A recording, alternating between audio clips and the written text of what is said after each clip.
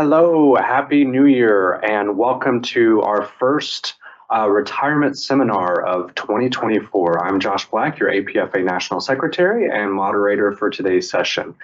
Really glad to have you on today. We have a wealth of information regarding retirement.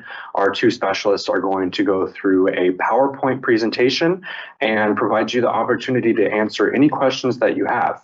So if you do have questions, please feel free to submit them into the question submission on your device, and I will add them to the list of questions. One thing I'm going to walk you guys through is the APFA website. We have a lot of resources on the APFA website. Let me share my screen.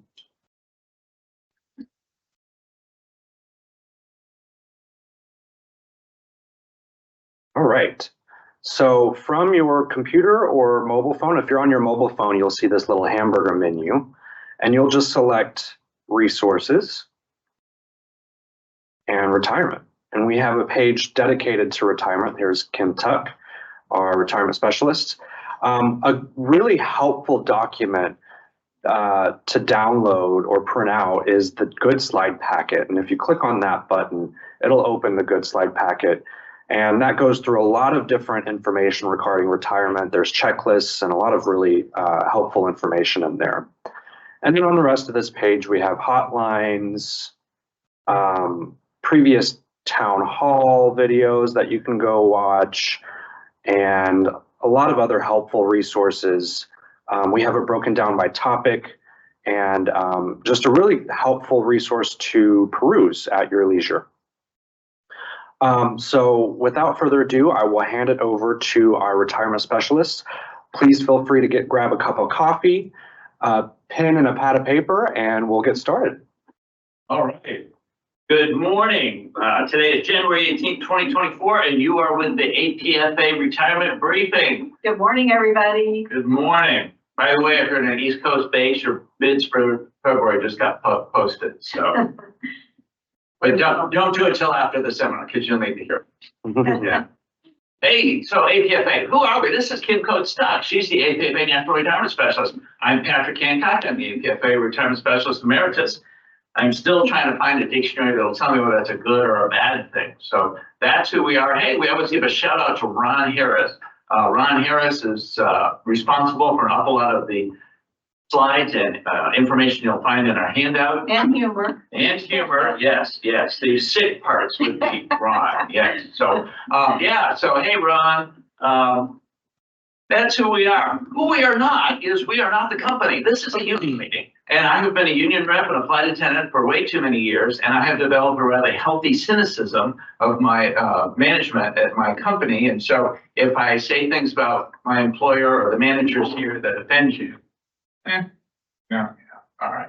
We're also not your financial advisors. We are not your attorneys. We are not your Medicare advisors. We are not your Social Security advisors. And you may find that you need one or all of those people. We strongly recommend that you contact and consult with a financial advisor because even though you've got this stuff locked down cold, sometimes just having another pair of eyes on it is really, really helpful.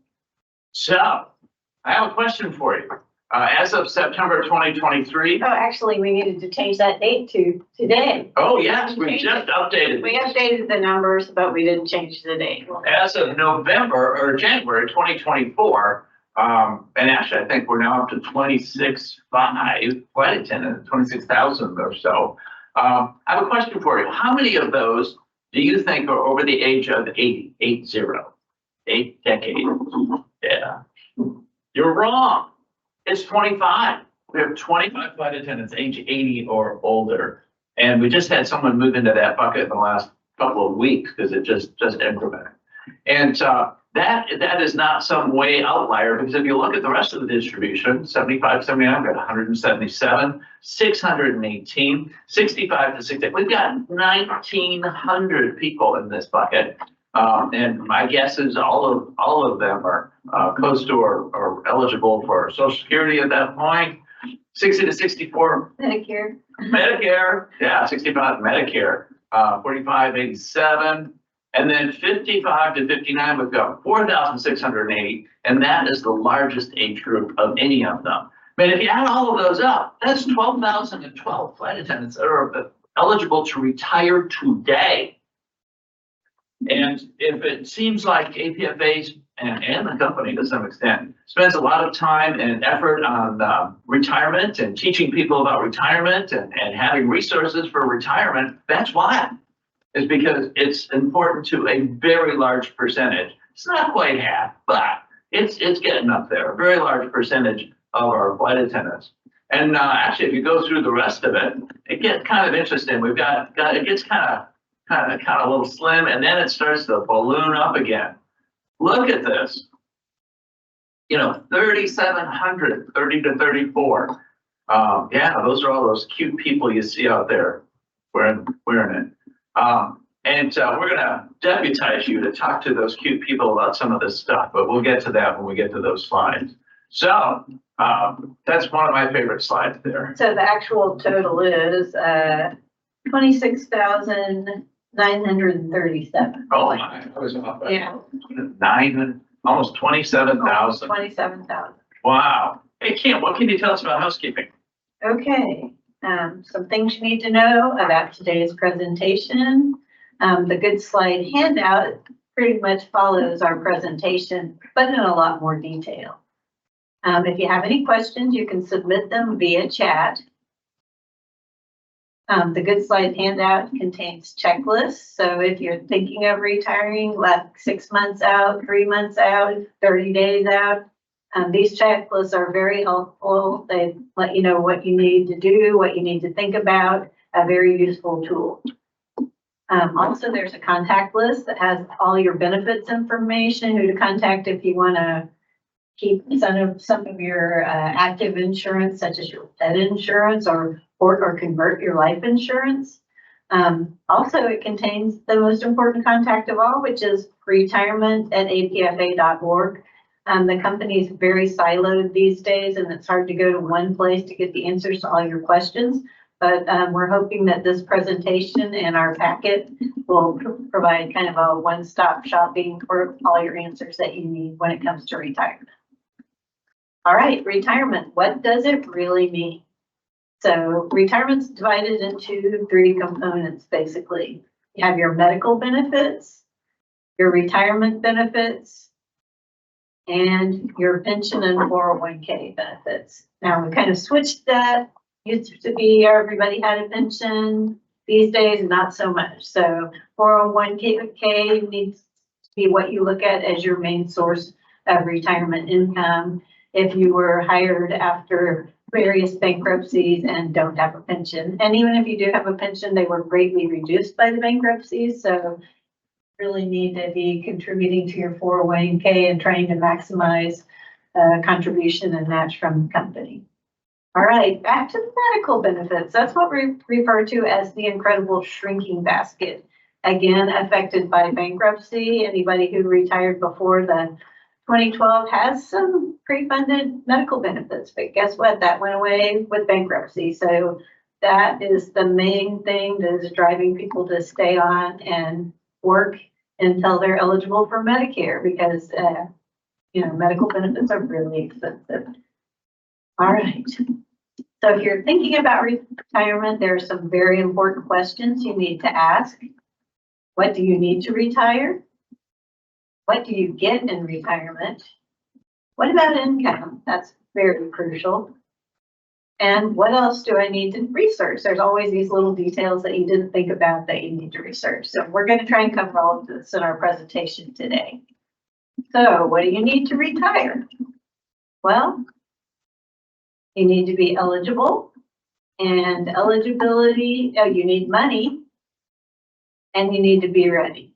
Ready mentally. So lots of times you have the money, you're eligible, but you're just not quite ready to leave that glamorous flight attendant lifestyle. And you're the only one who can decide when the time is right for that.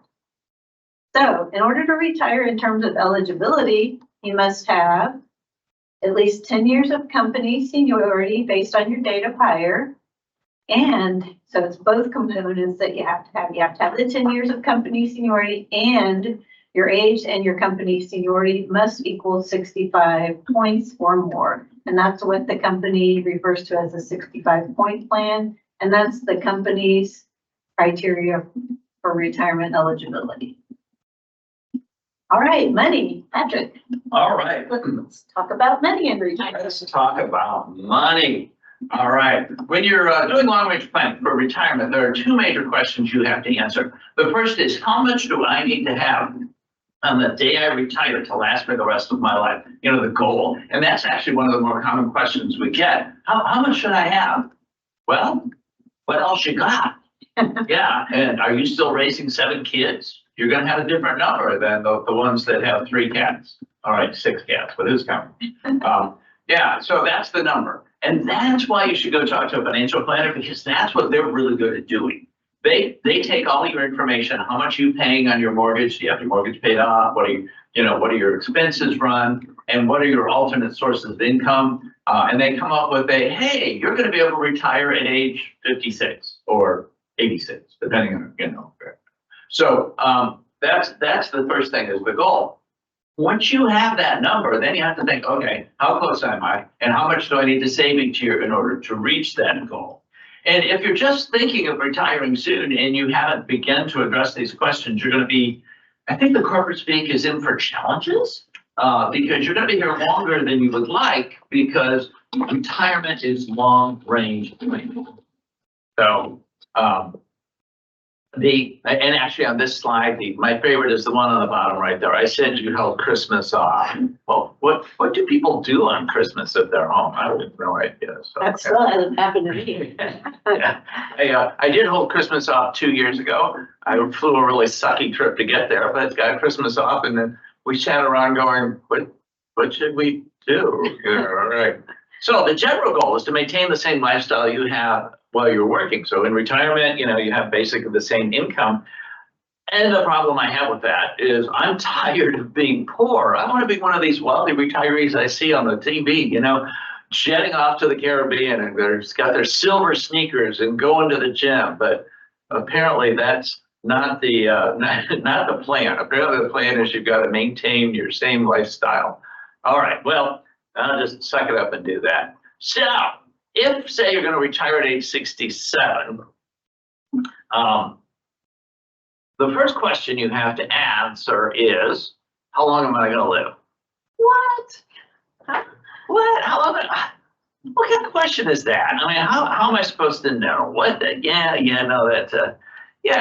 And that's the problem. That's the first of our answers.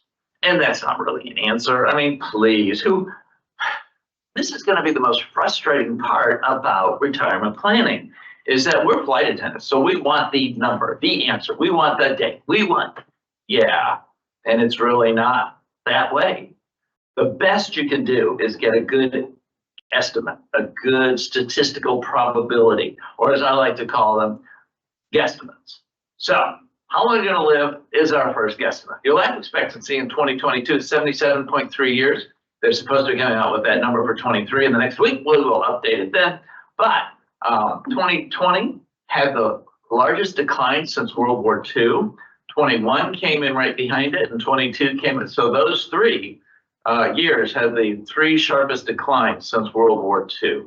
Thank you, COVID. Thank you, deaths of despair. So, yeah.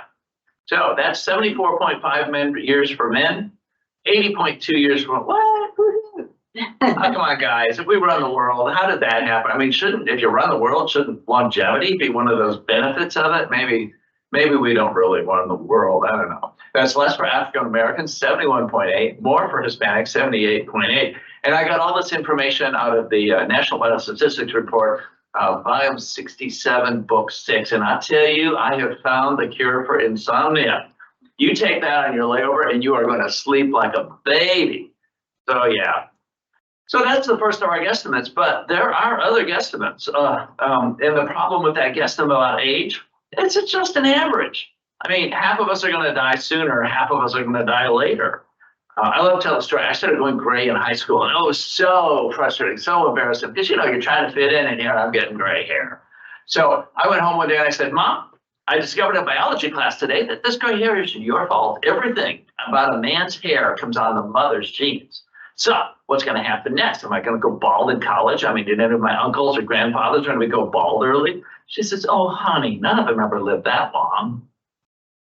Great. Good genetic heritage, the best gift you can give your kids. So if you can't come up with a how long am I going to live answer, you should try and figure out which half are you in, because that's gonna drive a lot of your decisions, particularly financial. So that's age, but we have other guesstimates for salary projections, and we know that salary always goes up. If only. Unless, of course, you're in the airlines and it goes up and down. Yeah. Inflation always goes up except for the 12 years preceding 2022. Yeah, but we're getting back to a more normal inflation curve, although many of us are unfamiliar with the real inflation. How about stock market investment returns? I give up on that. Yeah, no. So that is the thing that makes this hard. And now for the hardest question of all. Are you ready to retire? You gotta be ready. We talked to a lot of flight attendants who've already retired, and the company's found some new way to screw them, and they call and we fix it up. And then I say, now wait, before you hang up, I have a question for you. Did you retire at the right time? Did it work for you? Is it working for you? And like 98, 99% of them, oh, it's the best decision I ever made. I don't know why I ever waited. My life is so full. I don't know how I ever had time to go fly. Oh, yeah, I don't want to talk to you. I want to talk to the 1 or 2% who aren't happy. Why aren't you happy? And almost universally, it's because they didn't plan. $40,000, man, that'll last me the rest of my life. Or they took the sudden out. What? Sudden out? That's where your supervisor and the union rep meet you on the jet bridge. And as you're walking up the jet bridge, the union rep says, I got your retirement. I recommend you take it. Yeah, you didn't plan. I got good news for you, though. All of you are here because you're planning. You're going to be in the 98, 99% that are going to be happy. So now you just have to figure out when, because you got to be ready. And, we're flight attendants. So we'll ask, our sister, our accountant, our neighbor, that flight attendant on the jump seat you've never seen before and we'll probably never see again. We may even ask our spouse, who knows? But, and they will all give you advice, and because most of them love you and care for you, they will give you the advice that's best for them, because that's just how people work. You're the one that has to figure out for yourself. And I think one of the best responses I heard was I was talking to a flight attendant who had retired, and I said, how do we work? She says, I wasn't sure I was ready. And I wasn't sure I'd ever be ready, but I wasn't sure, but I was pretty sure. And she said, all of a sudden, I recognized that feeling of uncertainty, but optimism. I go, what? She says, yeah, when I decided I wanted to be a stewardess, yes, she was that old, that I wasn't sure, but I kind of felt it was right. And she said, that seemed to have worked out, and retirement seems to be working out too. So kind of go with your gut once you've got everything else in mind. So the question you have to ask yourself is, have you reached that point? Josh, we have questions? Yes. All right. Our first question. Currently, I'm on medical leave for maternity and plan on taking baby bonding time. Will this inactive time count towards retirement? So medical leave and approved baby bonding, that's contractual. No, they will not affect your seniority for retirement. So that goes hand in hand with the next question. This person had been out. How does taking a leave of absence for several years affect 65 plan? Example, pregnancy leave that turned into baby bonding, that turned into medical leave. Same answer. Same answer. If it's an approved leave, from the company, a medical leave that you're substantiating, pregnancy, baby bonding, all of those are approved leaves. So I think the only thing that I know of is if for some reason you're cleared, you're not on a medical leave anymore and you don't go to training, then that's a they switch it to personal leave, but it's not an approved personal leave, like when the company offers bid leaves or something. So I think that may be, but I'd have to double check with the contract rep. But as long as you're on an approved leave from the company, it does not affect your seniority for retirement. For the 65 month. For the 65-point plan. And another thing that links into that, if you're on one of those approved leaves and you decide it's time to retire, as long as you're eligible for the 65-point plan, you can retire from that leave. You do not have to come back to work and get back active again. Okay, great.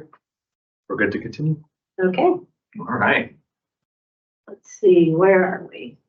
So the next important question we're asking about retirement is, what do you get? You know, most of us don't have pensions anymore.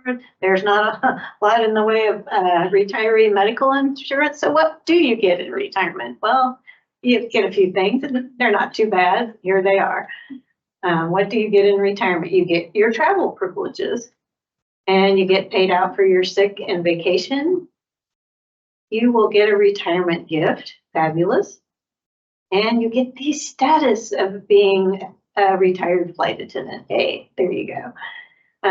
You also get the option to purchase some really expensive medical insurance if you're separating between the ages of 55 and 65 and not yet eligible for Medicare.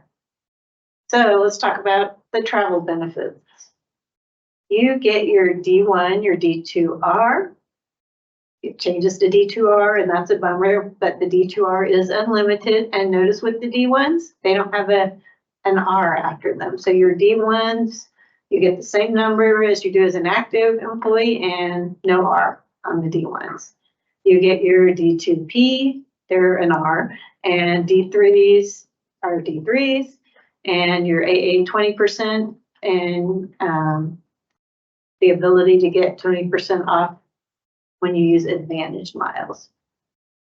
Also, travel to, all your travel is going to be booked on non-rev travel planner, just like it is when you're active.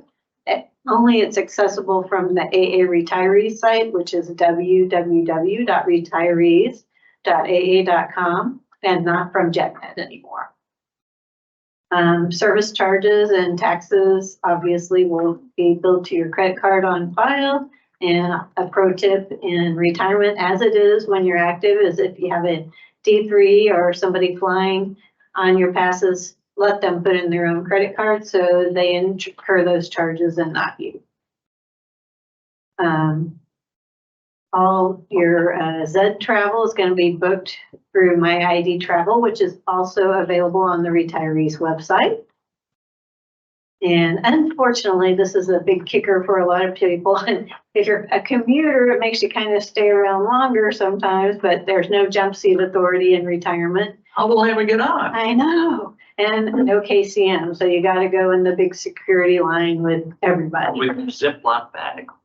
With your Ziploc bag, especially if you're in certain airports where they're very picky. There are some non-rev friendly travel agencies such as Perks and Dargal. You can get discounts on cruises. On the retirees website, there's a list of companies that offer perks to the AA retirees, and that's a good thing. And you still get your FedEx discount, your shipping, and so on.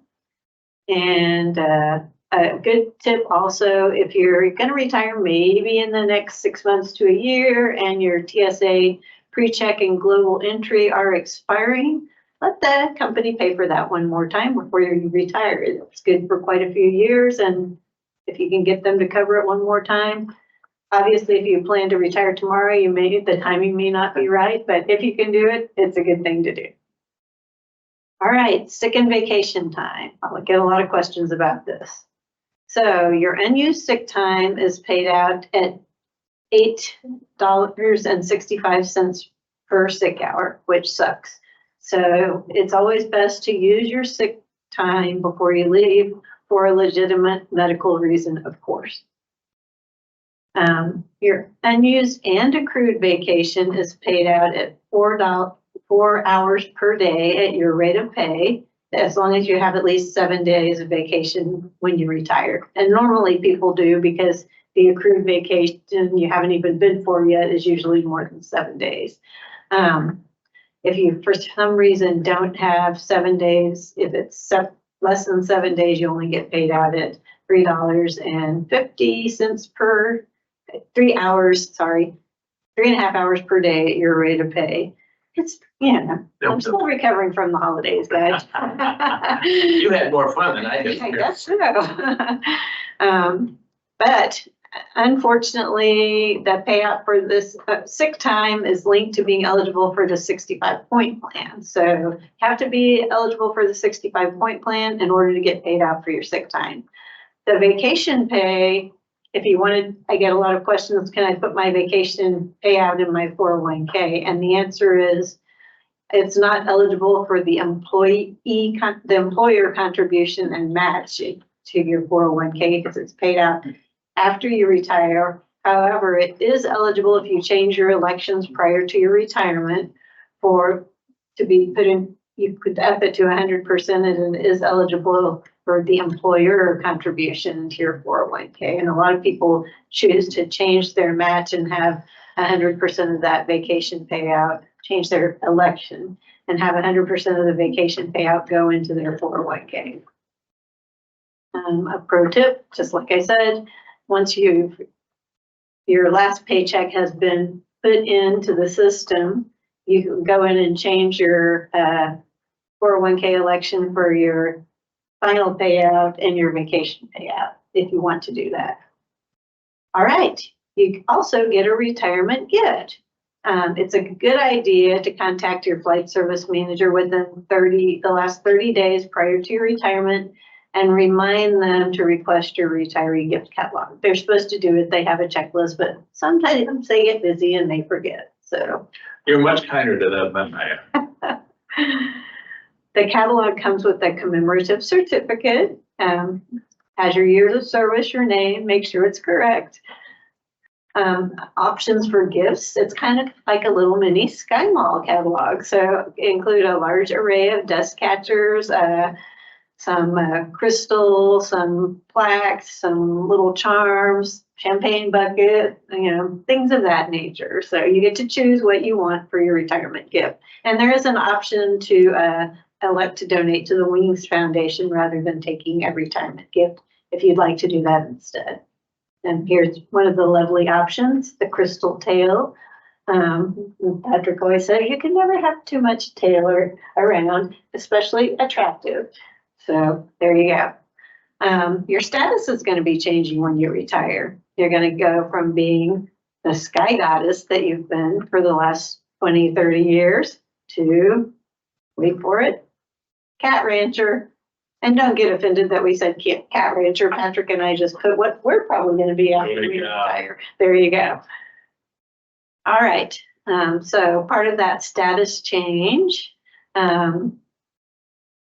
retirees can submit a request for their retiree ID. So this doesn't get sent out to you automatically. You have to go online and complete an application. You can use it for discounts on shipping, the FedEx I was talking about, hotels, car rentals, Erks, Dargall.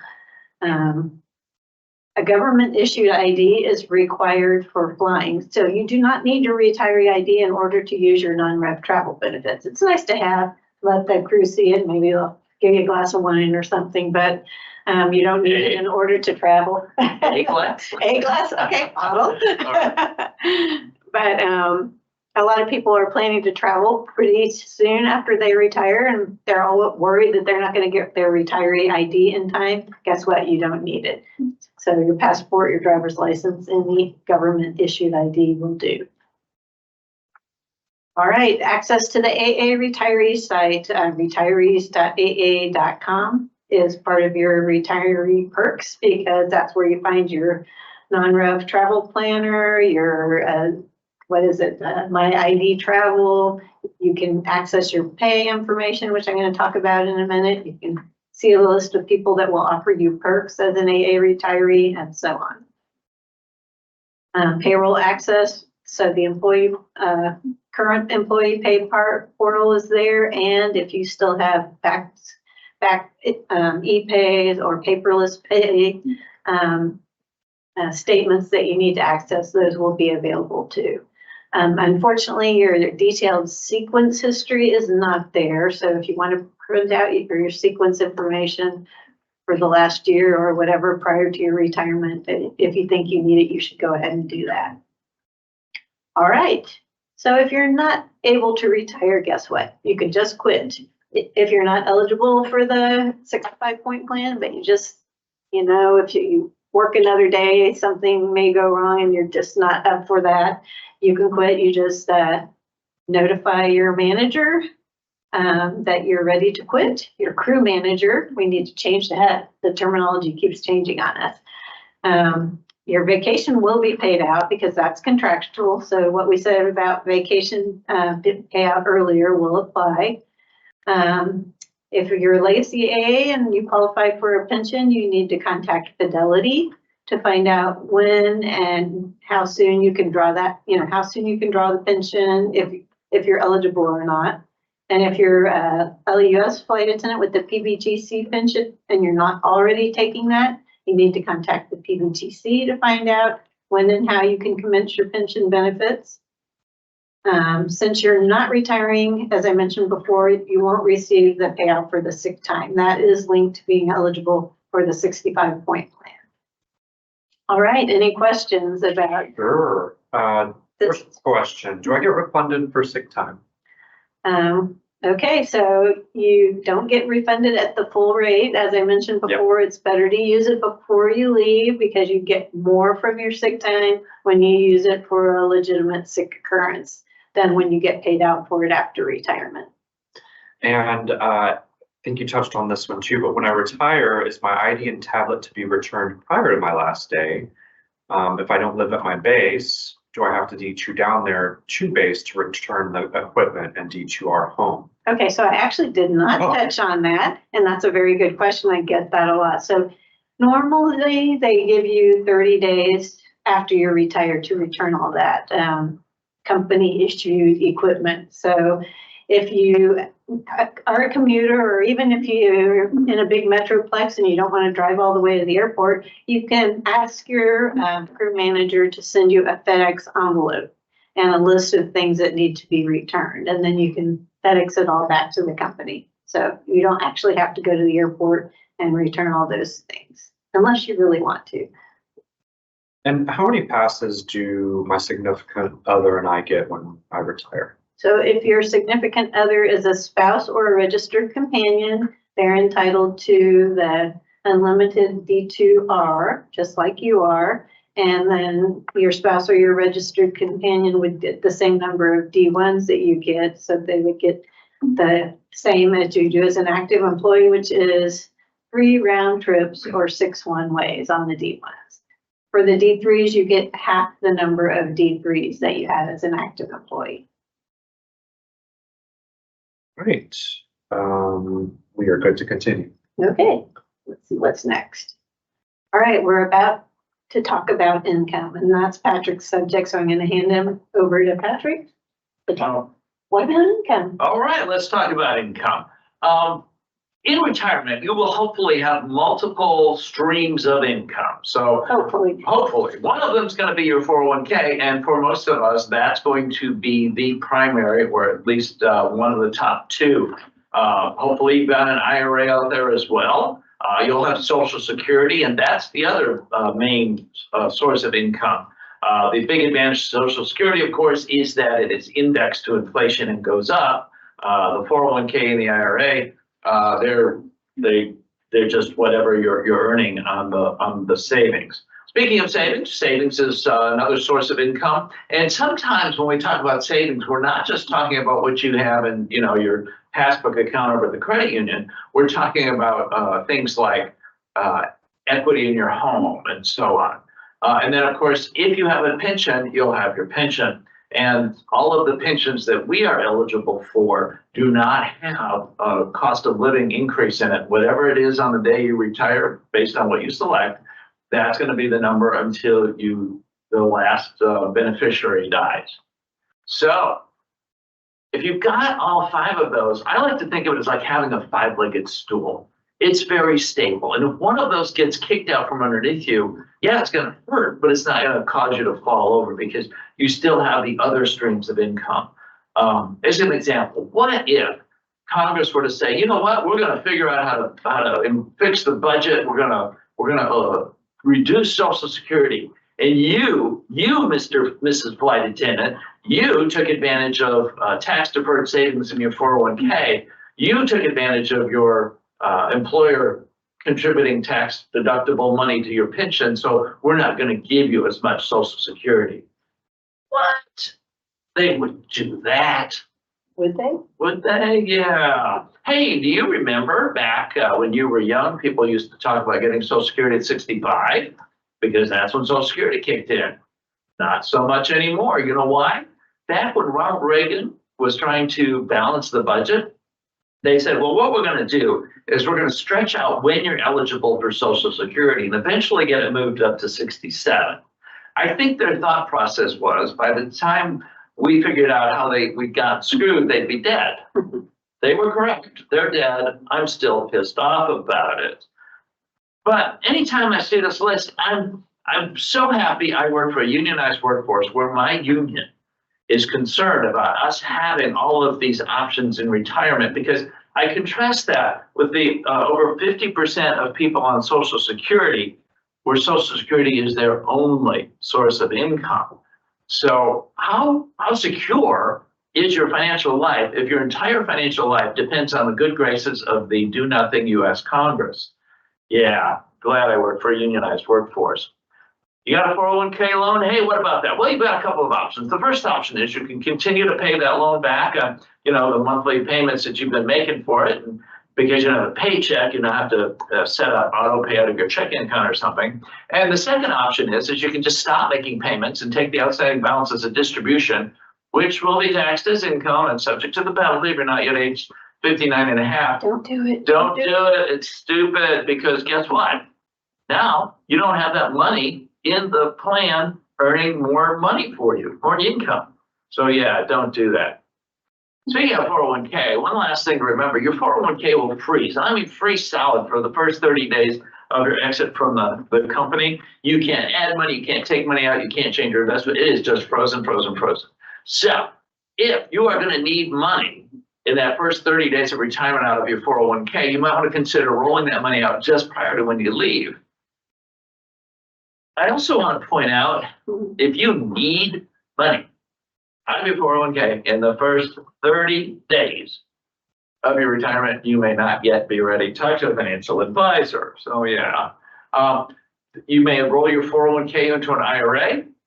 If you go get a new job with a new 401k, well, Walmart, you can roll your 401k over into their 401k, and they will be so happy for it because the costs of a 401k go down individually as you spread those costs out over more people. The larger the plan, the cheaper the cost per member is. So, or you can do what seems to be a really smart move, and that is just leave it where it is with Fidelity and manage it through there just like you've been doing it all these years because you still have the same logon. So yeah, so that's probably your best bet. Let's look at some of these other choices. The IRA. Well, in the IRA, we've got a pre-tax IRA. We've got a post-tax Roth IRA, which looks suspiciously like the 401k, doesn't it? Yeah. One of the differences with the IRA, though, is that there are income limits. That if you make more than 146 single or 240 married, you can't contribute at all. And kind of, phases into that. But once you hit those numbers, you're just locked out. So I had my neighbor call me the other day and said, they won't let me make contributions for the 2023 and they're sending me a check back. I went, that's because you made too much money. I never, please. All right, yeah. Poor guy. Yeah, I know. The other thing is that, like we mentioned earlier, you can roll your 401k into an IRA, convert it over. And the problem is that once you retire, that's a one-way door. You can't roll it back, which tells me something about what they think about that. So yeah. And there aren't any time limits. You can leave your 401k and your 401k after you retire for 4 years, 5 years, and Yeah. then roll it over to an IRA later if you think that's appropriate. So a lot of people think I got to do something within the first 30 or 60 days after I retire, and you don't. No, I had a call last week, or no, actually it was just before Christmas, flight attendant who retired 15 years ago. And they were told by their sister that, who's not a financial planner, that they had to move the money out of their 401k because there were going to be horrible tax consequences if they didn't roll it into an IRA. And that's not true. So yeah. Hey Josh, we got questions on finance stuff? Sure. Am I able to leave my 401k in place with Fidelity when I retire? And if so, am I able to contribute to it somehow and make my investment choices like I do now? Okay, 3 questions. Number 1, you can just leave it there. And actually that may be pretty smart, because you know, I was talking about the bigger plan. Our plan's huge. We've got what, 164,000 members of the plan. Our administrative costs, and they're very transparent with it, is $100 a year, $24 a month or a quarter. So yeah, like 96, I'll call it $100 a year. That's the cheapest management fees you're going to find, and for, you know, actually administering the plan. So that's pretty good. The second is, can I contribute money? Are you earning income? I don't think so. You may be getting money coming in, but it's not wages. And you can only make contributions to a 401k from wages. You got that job with Walmart? You're making wages? Yeah, you have to put it into Walmart's 401k. But the good news is you can every year roll that back into the AA 401k. So you can only make 401k contributions from wages, not from money that you earn, not from Aunt Sally's gift to you, only from wages. And then the third thing is, can I control it like I do now? Absolutely. It's pretty invisible. Once you log on to netbenefits.com/AA, it looks the same. So even if you're not getting the income from your employer, if you retire from AA and you don't get another job, guess what? You still could be earning interest income. And that's the whole point. Yeah. All right, our next question is, will AA be increasing their match to industry standards for our work group anytime soon? That is subject of bargaining right now, and that is something that the negotiating committee is working on increasing. The answer is we certainly hope so. We certainly hope so. We certainly hope so. And they should. And yeah. And I mention that every time I walk past the negotiators in the hallway. So yeah. It's on the list. All right, we're good to continue. All right. So let's talk about Social Security. Social Security may be taken as early as age 62 or as late as age 70. You know, I guess technically you don't have to take it at 70, but it doesn't go up. There's no advantage. And they don't add those payments you didn't take on the end after you're dead. No. So you pretty much have to start it at age 70. Where can I get information? Surprisingly, the government website, ssa.gov, has an awful lot of great information. One of the things they have in there is that statement that they used to mail to your house every year about your Social Security. It's now available there on ssa.gov. Married couples have complicated decisions on when and how to draw. I think a single person has 9, and then you do the 9th, and it's like 81 selections for a married couple. Who should I talk to about this? There are Social Security advisors. There's an app you can do to optimize Social Security benefits. What can you tell me about early Social Security? Okay, so if you're thinking about taking Social Security early at age 62, we've got a few pros and cons for you. So one pro is that you can get the money now if you need it, and you get more years of payments. So you'll get payments over a longer period of time.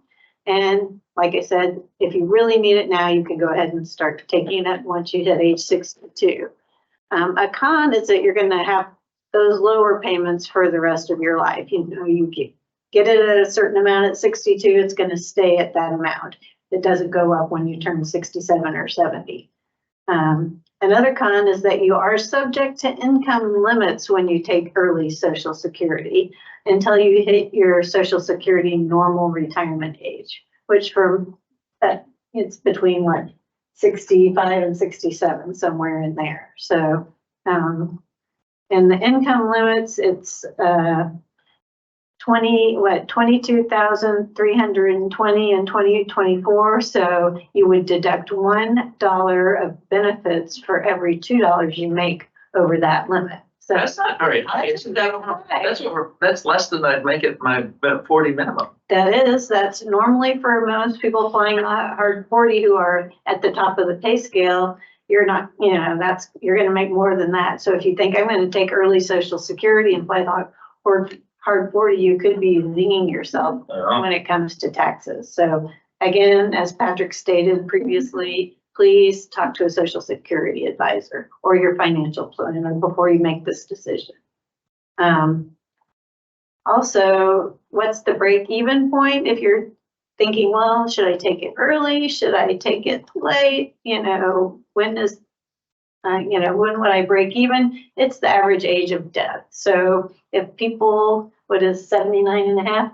So if people in your family tend to die prior to that average age, take it early by all means. If you have long-lived genes in your family, then you'll probably do better by waiting until your full Social Security age.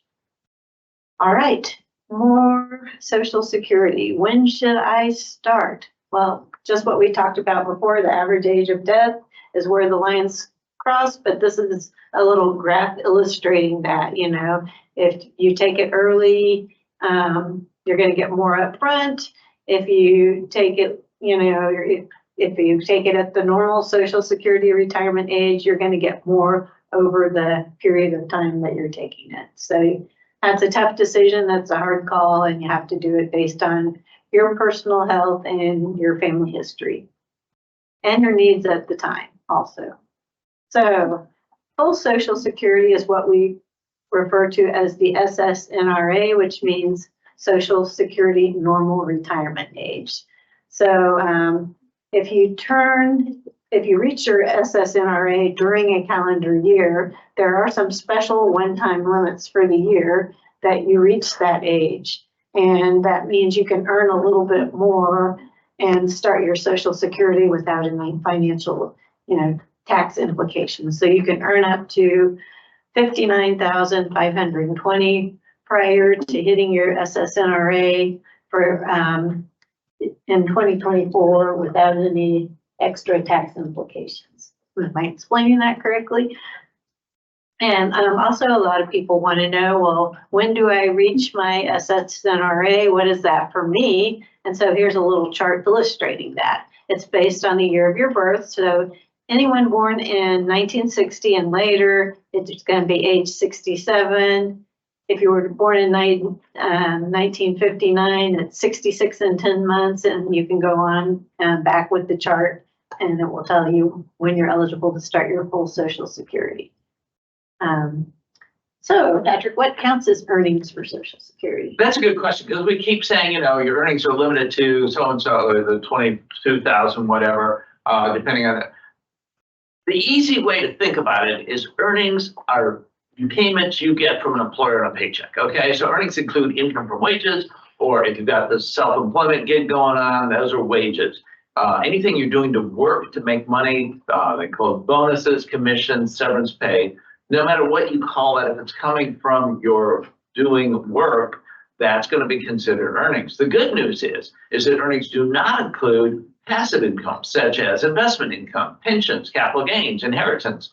And that includes dividends and capital gains, which means that will not negatively affect your Social Security benefits, even if you decide to file earlier than your full retirement age. So if you actually leave your employer, say at age 62, and you're drawing your early Social Security, and you're drawing your pension, and you're living on a 401k, you're cool, because you're not don't have earnings that push you over that 22,000. Are there taxes on Social Security? Oh yeah, there's taxes. Unfortunately. However, good news is, no matter how much or how little you make, the first 15% of your Social Security is tax-free. Now, so 15% is always tax-free. What about that 85%? Well, you may pay tax on 0, 50, or 85%, depending on your combined income. Now let's look at that. So if you're single and you're making 0 to 25,000 combined income, the rest of that 85% is tax-free as well. However, if you're making 25 to 34,000 as a single person, we're going to take 50% of your Social Security and tax that. Now, you're not in a very high tax bracket because you're not making a whole lot of money. So it's not going to be a huge amount of tax, but we're going to, if you're making more than 34,000 as a single or 44,000 as a married couple, we're going to tax the entirety of that 85% of Social Security. And how much we tax it depends on what your tax bracket is. Is there state taxes on Social Security? In 37 states, your Social Security is tax-free. 13 states do tax some or all of it. And those bad boys would be Colorado, Connecticut, Kansas. You can see the list up there. Tell them to stop. Stop it, stop it, stop it. Why should I think about that? Well, one of the things that you have to think about when you retire is, where am I going to live? Are you really, really, really tired of fighting hurricanes and so you're going to move north? Or are you really, really, really tired of shoveling snow so you're going to move south? If you're thinking about moving, take a look at this list, because you may determine how much income you get to keep based on the taxes that people are going to do. Hey, remember we were talking about savings? So yeah, like I said, it's stocks and bonds and stuff, but there's some hidden savings. So for instance, you may have home equity, and there's several different ways to tap home equity. One is you don't need 5 bedrooms anymore, you're retired. So you could downsize to, say, a condo where someone else mows the lawn, paints the house, and yeah. So, and when you do that, you're able to liberate the home equity that you had tied up in that big old house. Another way is you can borrow against it. I really, really dislike reverse mortgages because I think they're abusive. And in the past, there's been a lot of just plain up and up fraud involved with them. It's getting better. I don't recommend it, but if you need it, that's one of the ways to do it. There are also things like life insurance.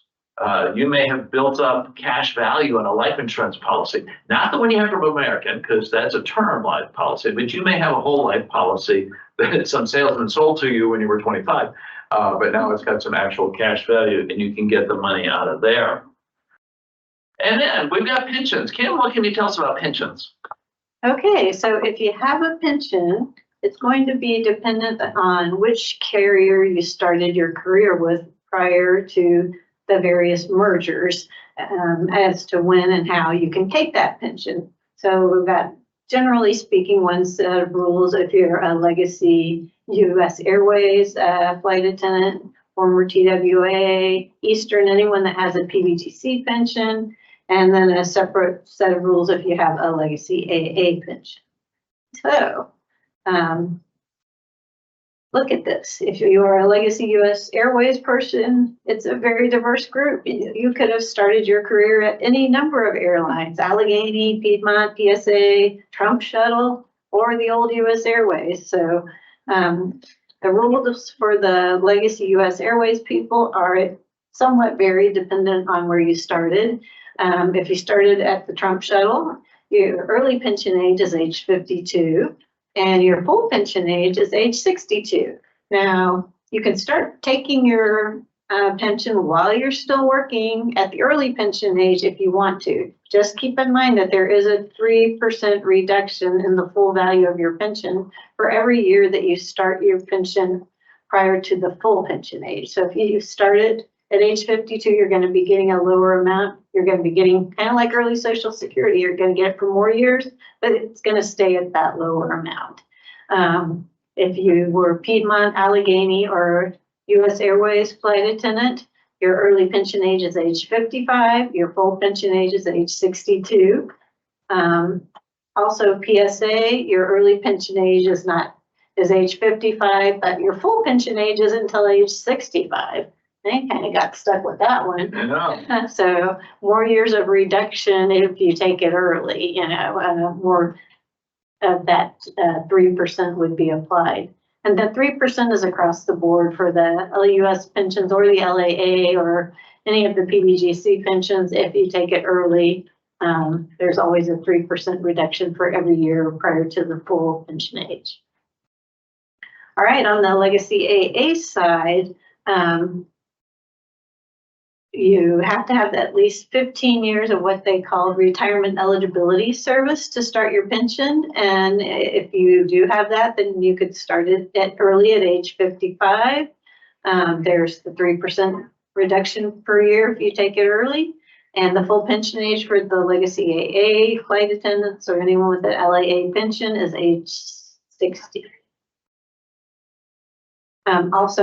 We're going to talk a little bit about double dipping, and I will go back to the last slide because I have a little asterisk there saying there is no double dipping with the LAA pensions. And double dipping when it comes to the pensions basically means the ability to take your pension while you're still working. Now, there is one small exception to that, which I think we have a few questions about, and we'll be discussing it in just a little bit. Double dipping when it comes to the legacy U.S. Airways pensions or any PBGC pension, there used to be what they called the working retirement restriction. So it said that you couldn't double dip until you reached your full pension age. But now they changed the law as of June 1st of 2021. So once you reach your early pension age, if you have a PBGC pension, you can start double dipping, which means if you're still working, you can go ahead and start your pension if you want to. So the early reductions that I talked about, that 3% do still apply if you want to take your pension early. And obviously, there's no reduction if you wait till your full pension age. All right, pension options. Patrick, how many different ways can I get my money? Well, that's a great question. How many different ways can I get my money? There are three basic ways that you can get your money from your pension. The first is a single life annuity. The PBGC calls that a straight life annuity. Fortunately for us, the acronym is the same, SLA, and we're an airline, so we run on acronyms. And that means that you get a check every month until you're dead. The second way is you share with someone else. And I do remind you, it is nice to share. And the third way is a minimum number of checks. There is a fourth option if you're legacy AA, and that is more upfront, less later. We call that the level income option. The single life annuity, you get a check every month until you're dead, and then it stops. Now, a payment every month is an annuity. We've got a lot of annuities in our life. Generally, they're loan payments and that kind of stuff. But this is a payment coming to you. And it's for life, and so that means it's a life annuity. It's for one life, yours, and that's where we get the single life annuity, or SLA. The SLA is the normal form of benefit. Now, what do I mean by normal form? Well, a couple of things. You know how we were talking about planning? You got to figure out how long am I going to live, how much I'm going to, take, in order to calculate how much I need to put into the pension or the 401k every year to have the right number when I retire. Your employer has to do that same thing. When you start flying, they say, well, we're going to contribute to your pension, but we need to figure out how much you're going to make, when are you going to die, how long are you going to pull, and when are you going to start, and how are you going to take the pension. And they assume you're going to take this single life annuity. That's the normal form. It's also normal in the terms of that's one of the most common ways that people take their pension is the single life annuity. That value of the single life annuity determines the value of all the other options. So let's talk about those other options. First off, you can share. And I remind you, it's nice to share. That means a pension for your life and someone else's life as well. They will get an annuity for their life after you're gone. And because they survived you, we call that the survivor annuity. You never get two checks at once, that you get a check until you're dead, and then they start to get a check. Now, remember, it's still the same big pile of money. We're just cutting it up differently. So you can choose to leave them 50 to 100% of what you get, not your single life annuity amount, because it goes down because you left some for somebody else. But you get to choose how much you leave them. But here's the problem. The higher percentage, the more you leave them, the less you get. Well, dang. I guess I have to leave something for Bozo because they'll be living under a bridge if I don't. So I'm just going to suck it up and take less while I'm alive because they need it after I'm gone. But what happens if they die first? Crap! I'm stuck with that lower monthly amount. I could have had a higher amount if I just taken the single life annuity. But there's a way to cover that risk. Flight attendants have another option. It's called the pop-up option. And it says that by taking a slightly lower amount each month while you're alive, you can cover the risk that the joint annuitant dies first. Well, how does that work? Well, the second that they find out that your joint annuitant has passed away, with the pop-up option, they pop you back up to the single life annuity as though you had never made that election. That's pretty cheap insurance, because I know you married that 32-year-old pool boy. You go, girl, I'm telling you. But, you know, it may have been the only reason the relationship worked was because you were gone 3 days a week, and now they're really annoying. You know, those terrible chlorine accidents happen. So, yeah, life's uncertain. So it's cheap insurance, even though they're much younger than you are.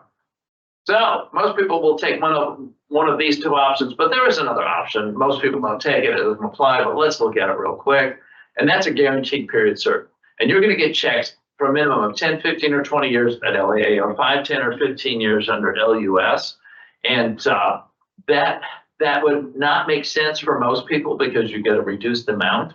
However, sometimes you have a commitment that you need to make that you're pretty sure you're not going to be able to make because you're going to die soon. And so you may elect this option in order to protect those commitments.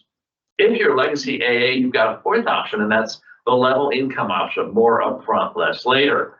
The only people this really makes sense for is, say you retire before Social Security age and you get your American Airlines pension, but it's not enough to live on. Once your Social Security kicks in, you're going to be okay because then you'll have both. But until then, you're trying to live on your AA pension. AA says, we got a deal for you. We're going to raise your pension more upfront, but then when you get that Social Security age, we're going to reduce your pension so that the two of them kind of level out. It's the level income option. The only people that really makes sense for is people who took the sudden out, people who didn't know they were going to retire. So yeah. So I'm going to get my pension. How do I apply for my pension? Well, no earlier than 90 days before you start your pension. Oh no, Patrick, I need to know 6 months out. Sorry. Yeah, I know. You can know, but Yeah. don't let them know until 90 days out. They won't let you, take the paperwork. They won't send you the paperwork, the real one, until earlier than 90 days out. At LAA, you request a kit, which is the stack of papers that you're going to fill out to request your pension from the AA Pension Service Center at Fidelity. Or you can go online to the netbenefits.com/AA and select the Collect tab and then follow the prompts. That'll cause the computer to send you a kit. If you're at LUS, you contact the PBC directly, and you can call them at this number, or you can now request it online at the pbgc.gov. Are there taxes on pensions? Oh, yes, there's taxes on everything. Come on. Again, Again, bummer. You pay federal tax on pensions as ordinary income, just like you were earning it.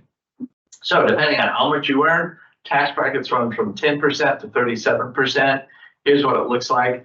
If you're earning $0 to $11,000, that money's taxed at 10%. If you earn over it, say 11,000 to 44,000, that second amount over it's now taxed at 12%, and so on. So that first 11,000 is always taxed at 10%, no matter how much you're making. That's that graduated income tax. And so, sometimes people tell you, well, if you bump into a new tax bracket, your whole income's taxed at that higher amount. Nope.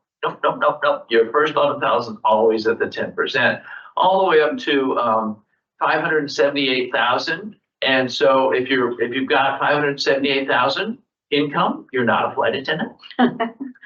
But yeah, you would be paying the 37%, right? and it's better that it's that way, but it makes it a lot more confusing. It does. And whenever somebody's confusing you about money, you think they're probably trying to scam you. So this is the Congress, just there you go. Okay.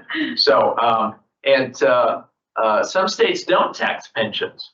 Whoa, wait, just like some states don't have social, exactly. 14 states, they only tax a portion of it, 4 states. So again, think about the tax rates when you look at where you want to live. All right. Hey, remember, your mileage may vary. This is some mythical flight attendant we've been talking about. Not for you. Talk to a financial planner. So pensions. Kim, what do we got in terms of pension tips for us? Okay, wait, we've got a few. So pension kits can be requested from AA or the PBGC, as Patrick mentioned. Again, no more than 90 days out from when you want to commence those pension benefits. Pensions always start on the first of the calendar month. So it's really a good rule of thumb to make sure if you're going to retire, you don't want to bid a fly-through trip. You want to be done with all your working that you're going to get paid for prior to the end of the month. Fly-through trips that can't be dropped would keep you on payroll, and you can't be on payroll and commence your pension at the same time. So normally with PBS, this shouldn't be a problem, but it's all dependent upon when your flight service manager / crew manager inputs the retirement code, and sometimes they are a little slow to do that or a little forgetful, and you just want to be careful and protect yourself. So try not to bid a fly-through trip, and if you have one, maybe trade it for something else earlier in the month. It's a good trip. Call me. Oh, sorry. No, me. All right, more pension tips. Have copies of your divorce decrees and quadros. Oh, Yeah, I know. I'm gonna have to have 2 divorce decrees to show the company when I start my pension. So I'm hearing you. Gotta dig them out from somewhere or order them from the county in which you were divorced, you know. If you don't have these documents, your pension benefit commencement could be delayed. So you want to make sure you have it, and don't assume that the company has it on file. If you were divorced, didn't send it in to take the person off your travel benefits and your health benefits, and the benefits department used that to make those changes, and then they shredded it. They didn't share that information with the pension department. Again, talking about the departments being siloed at the company. So make sure you have those divorce decrees. Also, if you're a widow or a widower, you would want to include a copy of the death certificate. Otherwise, they're going to say you have to have a joint and survivor annuity rather than the higher single life annuity. First month is always paid retroactively. So they don't even, on the LAA side, they don't even process your pension paperwork until you actually retire. On the PBGC, I think it takes about the same amount of time too, from what I've heard, but normally, your benefit commencement date comes on the first of a calendar month. You're going to get your first pension check 4 to 6 weeks after that date. So you may get your first 2 pension checks the following month. And then once you've got the first payment and the retro pay, it's going to be like clockwork on the first of every calendar month. All right, so the qualified pre-retirement annuity, pre-retirement survivor annuity. Yeah, can't speak after vacation. I promise I didn't have that much champagne. But federal law says that your spouse is automatically a 50% joint and survivor annuitant on your pension if you're married. And if you've been married for more than 12 months or something. Yep. So if you are married and you're kind of concerned, or you just want to be cautious and say, hey, if something happened to me before I retire, or before I commence my pension benefits, I want my spouse to have a higher amount. Is that possible? Yes, there's this form, and it's called the QPSA form, Qualified Pre-Retirement Survivor Annuity, and it allows you to designate your spouse as 100% joint and survivor annuitant rather than a 50% joint and survivor annuitant. And this form covers you in the event that you're not able to retire and commence your pension. If something happens before you can commence your pension, that's what this form is for. So, and it's only for the legacy AA flight attendants, unfortunately. Also, the form can be found through My Net Benefits, the Fidelity website, or you can call and ask them to send it to you. And flight attendants are the only work group at the company that can make this selection, and they don't get charged for it. So if you talk to a pilot, they'll say, don't fill out that QIPSA form, it will affect the amount of your pension. They're going to deduct it out of that. They're not, because we negotiated for the flight attendants to be able to elect this benefit at no cost to them. So it's a good thing. Another benefit of being in APFA. Also, you must be married at least 1 year, so no deathbed marriages, unfortunately. Darn. Also, any questions about the pensions?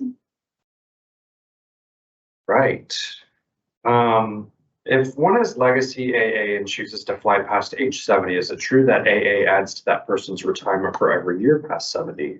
It kind of looks like that, but what really happens is, with Social Security, if you delay it, they increase it because actuarial adjustment. The same thing happens with the legacy AA pension. If you fly past 70, we're going to actuarially adjust it because you delayed it. We call it delayed credits. And so your pension will continue to increase, not based on how much you're flying or not flying, or your age or anything, or your years of service. It's based on you delayed past age 70, so it begins to go up. It's an actuarial increase, so that's actually fairly substantial. Yeah, the bean counters think you're going to die sooner. Yeah. Unfortunately. If you fly past 70, they may be right, but yeah. Will using FMLA have a negative impact in any way on my retirement or with my frozen pension? No, because it's frozen, and so you can't do anything to change it, because we don't look at things like your salary range today. We only look at what you earned before the freeze. So there really isn't anything you can do in terms of working or not working that's going to change any of your pensions, because they're either with the PBGC and the calculations are done, or they're LAA and they're frozen and the calculations are done. The only things you can do to change your pension amount is to take it early, in which case we'll reduce it, or to delay, if it's LAA, to delay past 70 and then actually 70 and a half. 70 and a half. Yeah, 70 and a half. 70 and a half, and it's a very gradual monthly increase. There's some rumors out there. I've had a few calls from people that say, I heard your pension doubles after age 70. No, it's not like that. If you retire at age 71, you may see a tiny increase. If you retire at 72, I did one on Fidelity and did the calculations, and you can do it for yourself, to see how much it increases. It had to be like 76 or something before it was even getting close to doubling, I think. And I'm not planning on flying that long. Some people may, and that's great, but it's a personal decision. Yeah, I suspect if you wait and if you throw the numbers in there and you fly until you're 95, you're going to be filthy rich. But also, it depends on how big your pension was at the time it was frozen. Like my pension at 21 years isn't going to be as big, and so my actuarial increase won't be as big as somebody that had a full 30, 35 years when the pension was frozen. So there's a lot of factors. There's not one rule for every person, even if they qualify for that actuarial increase. It's going to vary on, your specific situation. What is triple dipping? Is it legal? And if so, how and when can I start? Okay. Good question. Good question. So single dipping is getting your paycheck. Double dipping is getting your paycheck and your Social Security. So now I've got two streams of income. Triple dipping is some pensions allow you to take your pension while you're still working. And that's triple dipping. So it's getting your paycheck, your Social Security, and your pension. Can I do that? It depends on which pension plan you're in. All of the LUS pensions allow you to triple dip once you reach full retirement age. So remember that chart? We're dependent on what airline you were with. Go back to that chart and that will tell you. Is it legal? Yes, and it's wonderful. On the LAA side, there's one very small loophole that allows certain people to take their pensions after that actuarial increase kicks in at age 70 and a half. But it's not something you can just put in for. It's based on an audit of your income done over a 3-year period. And if you qualify, the company's going to contact you and say, hey, you have to start taking your pension. Here's the paperwork. That's the only time that you don't have to request the paperwork on your own. And again, it's not something you can fit in for. If you're one of those lucky people on the AA side that can triple dip, the company will tell you. All right, next question. Earliest age to retire without penalty. And we were a little confused about what this question is referring to, but we think it might be earliest age to take your pension without a reduction. And in that case, we'd have to refer you back to those charts on the LAA side. It's age 60, and on the LUS side, it's age either 62 or 65, depending on where you started your career. That's the earliest you could start taking your pension without any kind of a 3% reduction. And if that's not what you're referring to in your question, please text us back and let us know, and we'll try and answer your specific question. So this is kind of going back to our previous discussion about. Recently, I flew with two very senior legacy AA flight attendants who said they are each collecting $6,000 a month from the frozen pension. I went to the pension calculator and put various ages in. At age 72, it goes up, continues to go up into my 70s and 80s. I thought our pensions remain the same amount no matter what age we collect. So that's the first part of this question. Right, and that's what I was talking about with that delayed credit to actuarial adjustments. It goes up after age 70 and a half.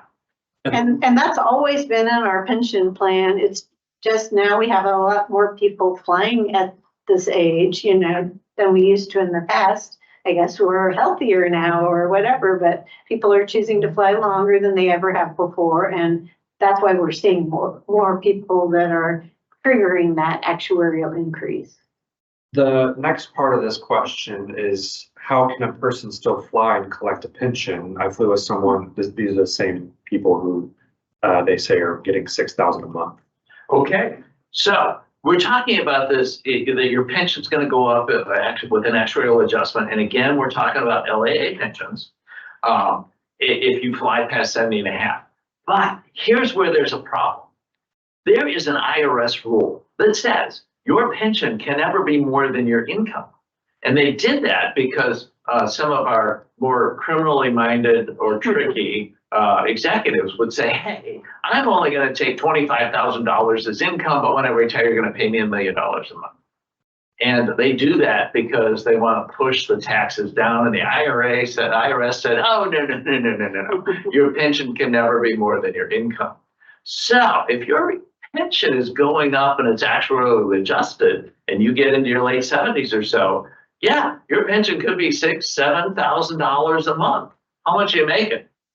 Yeah, so if all of a sudden your projected pension is more than your average for the last 3 years income, maybe you're flying on the 140.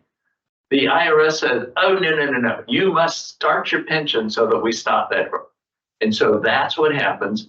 Your pension, your projected pension becomes more than your income for the last 3 years and on an average. And they say, yep, done, start the pension checks. And we actually had someone who hit that. And they said, no, I want to keep it. I want it to keep growing. Don't send me my pension checks. And they went, you do not have an option. We're going to send you your check so that the pension stops growing. So the next part of this question, well, what makes them able to qualify? What are the parameters? If your pension is more than your income, and we look at your last 3 years of average income, then you don't qualify. You are going to get your pension check. And I think it's IRS Rule 141 that makes the company have to do that.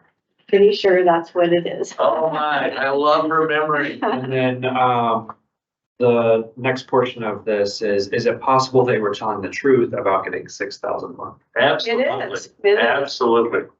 Think about how much your Social Security goes up between the amount you would get at 62 with the reduction and the amount you'll get at 70. It's substantial. And because you may have had a large pension to begin with because you were flying high time and you've been flying a long time when the pension froze, yeah, 6,000 is not out of range at all. I knew somebody that had been flying nearly 40 years when the pension was frozen, and he's just now getting ready to retire, but they told him he had to take his pension, and it was a little bit higher than $6,000. Substantially higher, yeah.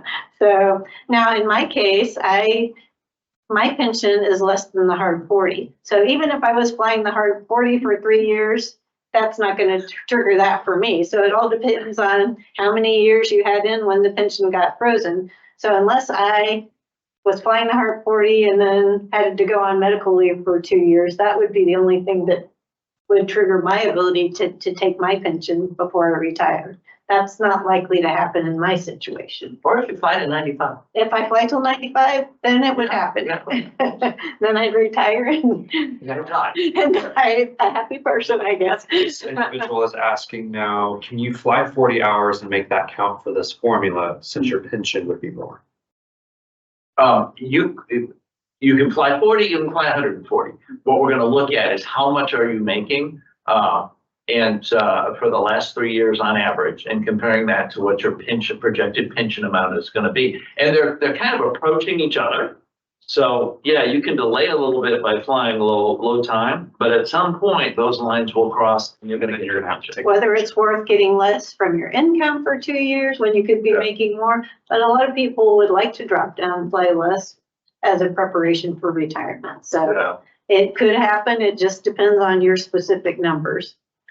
And we talked about this one already, but this person asked, does pension go away when I take Social Security? The answer is no, because you can take both. Wait.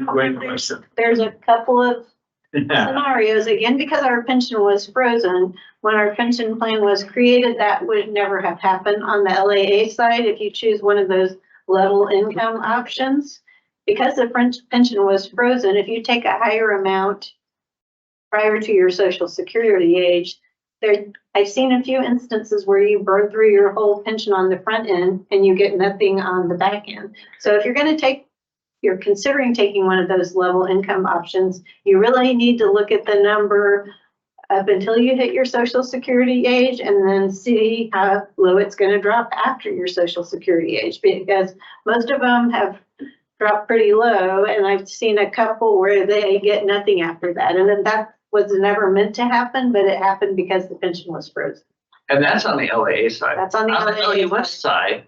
Some of the pensions had an offset for Social Security. So it looked like you would drop down when your Social Security hit, but it really had nothing to do with Social Security. It was just a way to reduce your pension at certain ages. So it's really easy to understand where the questions come from. But again, look at an estimate and understand the numbers. Mm-hmm. If I retire and keep Fidelity and get another job, am I allowed to have pay deductions submitted to Fidelity? No, it's like I talked about earlier. It has to go into your employer's 401k plan. Your Walmart wages can't go into the American 401k, but you can, on a regular basis, roll your 401k from Walmart over into your American. Or you could roll your whole AA 401k into the Walmart. And they would love that, because the more people they've got, the lower the costs. So that way, all of the money would be working for them, you know. Exactly. With the SLA, if I'm single when I retire and married later in life, can the annuity be eligible for the pop-up option? Not at all. No, because the choice you make on the day you retire determines how big your payments are going to be. And we can't go back and undo that now. So yeah. And may I also point out that if on the day you retire, you say, my lovely spouse and I, who've been together for so many years, and you leave them a joint survivor annuity, and then they leave you after you're retired, guess what? You gave them that. So they're still going to get it. They're still going to get it, no matter what your divorce decree says. So make them give you something in their divorce decree in exchange for that. Because you can't take that away. PBGC just informed me you may delay taking your PBGC payment on option for me as the amount is quite low, which I had previously requested the amount due to me being on age increments to Social Security mandatory age of 70. However, they advised there is no limit to the date you may take it by, and subsequently it increases until taken. I'm awaiting the papers to prove this statement, as I'm not in receipt of it yet. Are you familiar with this, and does it apply to all PBGC pensions? I have heard that from several, now we don't have access to all the information about the PBGC pensions, but I have heard that from several of our LUS and our former TWA flight attendants, that if you delay commencing your pension, there is an actuarial increase as well on the PBGC, or a delayed pension benefit. So that does go along with what I've heard from some people. I don't have any more specifics about it than that.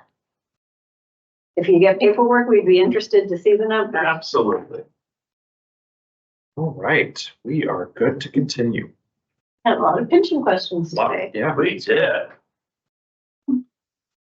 All right. Hey, Kim, tell me about medical insurance options. Okay, medical insurance options. We have Cobra, and you're gonna see the little dollar signs there. That's telling you more or less the cost you're looking at, you know. So Cobra's expensive. Then we have the AA retiree medical insurance, the one that you can get between 55 and 65, as long as you're not already eligible for Medicare because of disability or something. And that's even more expensive. That's why not very many people take it. It's a retiree medical plan that's available, but it's pretty much punitively expensive. So the only people that take it are those who really need it or have no other option, or have a rich spouse. Or we have the Affordable Care Act. That's what most people will do if they're not yet eligible for Medicare when they retire. It's still hanging in there. It's, you know, being assaulted on all sides all the time, but we hope it's there because it's a good option for a lot of people. And then we have Medicare if you're 65 or older, or the old-fashioned way, you can marry someone with insurance, or if you are married and they're still working, you can go on your spouse's insurance, or you can die young, but that's really not an option. We don't want to go there. Okay, so Cobra, we're talking about Cobra. The company is going to offer you Cobra when you retire.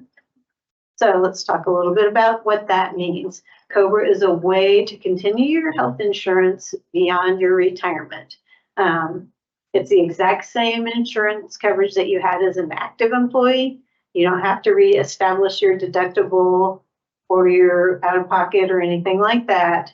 The kicker is that you pay the flow of costs. So right now, when your insurance is being deducted out of your paycheck, you're only paying, it seems expensive, but you're only paying 20% of the full cost, and the company is paying the other 80%. So if you elect Cobra, you're going to be paying the full cost for your health care coverage, plus a 2% admin fee. Yikes. So the coverage can last for up to 18 months. If you become eligible for Social Security disability after your Cobra begins, you could be eligible for an additional 10 months, I guess. No, 11 months of Cobra, making it up to 29 months if you're eligible for the Social Security disability. Must be taken within the first 60 days of leaving the company or your retirement. And it's a one-time deal. So if you miss that 60-day window for taking the Cobra, guess what? They're not going to offer it to you again.